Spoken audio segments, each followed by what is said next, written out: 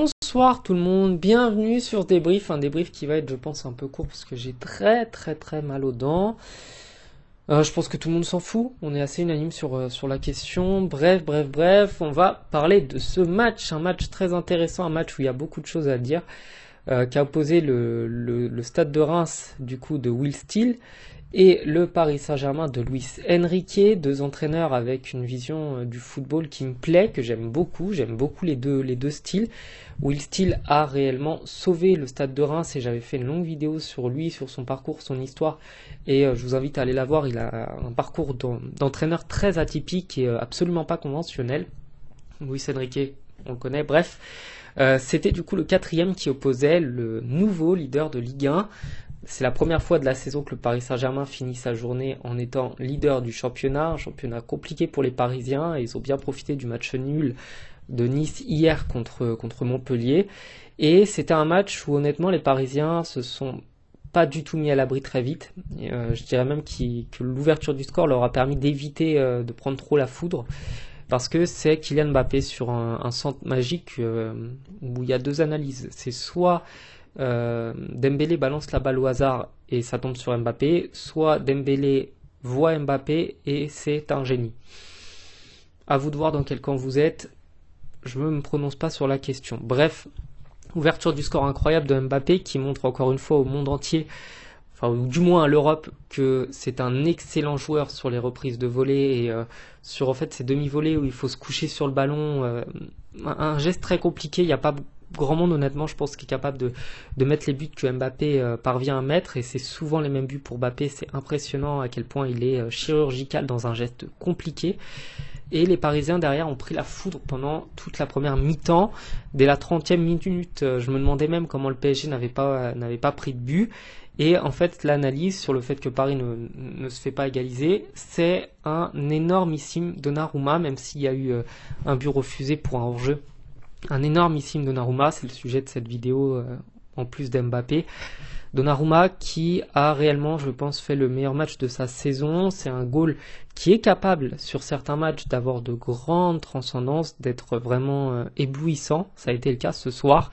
Il y a beaucoup d'autres matchs où malheureusement il est beaucoup moins bon et on aurait bien aimé avoir des miracles comme ce qu'il a fait ce soir contre Milan, mais ça n'a pas été le cas, c'est juste dommage. Je préfère toujours Navas, hein, rassurez-vous, mais Donnarumma ce soir il a fait un match exceptionnel. C'est un match pour moi parfait, c'est son meilleur match de l'année. Je vais pas dire le meilleur match qu'il a fait avec le PSG, il en a fait des beaux, mais vraiment il rentre dans les meilleurs matchs qu'il a pu faire avec le club de la capitale. Et le PSG, même s'ils ont beaucoup concédé de tirs, beaucoup concédé de frappes, les Rémois étaient très souvent dans la surface parisienne, les Parisiens ont beaucoup plié. Ils n'ont pas cédé, c'est ça qu'il faut retenir. Sans Donnarumma, c'était évidemment impossible. Les Parisiens, je les trouve vraiment trop fragiles défensivement. C'est pas rassurant, c'est très inquiétant même pour tout vous dire. Et l'équipe du PSG ne peut pas toujours se reposer sur un bon gardien. Les autres années, il y avait une bonne défense, mais un très mauvais gardien. Cette année, on a un gardien qui me plaît pas trop et on a une défense qui est vraiment pas terrible.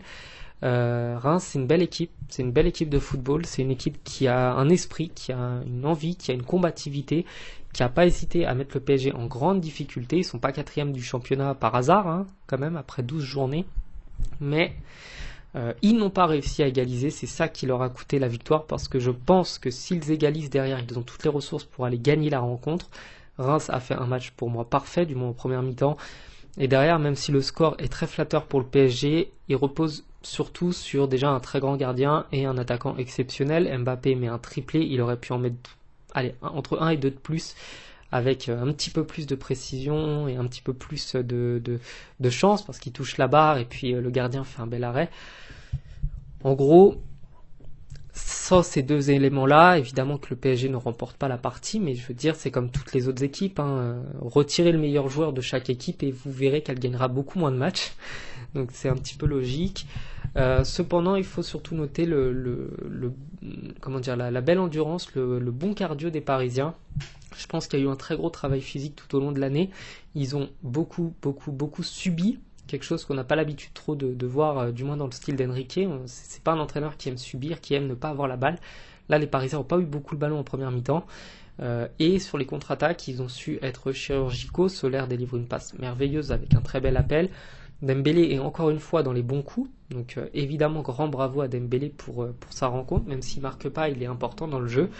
Que dire de plus, à part que Zaïre Emery, comme d'habitude, continue à la 90, 95e minute à avoir des jambes, à courir, à mettre des grands coups de rein pour accélérer, et c'est juste impressionnant.